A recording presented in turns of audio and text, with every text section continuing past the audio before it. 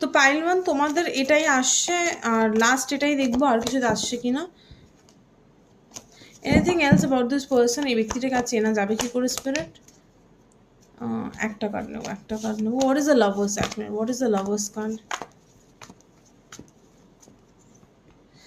এইটা once, okay.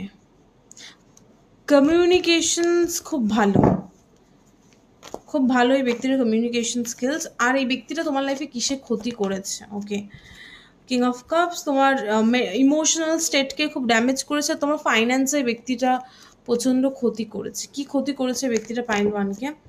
Eight of cups, yes, তোমাকে ইমোশনালভাবে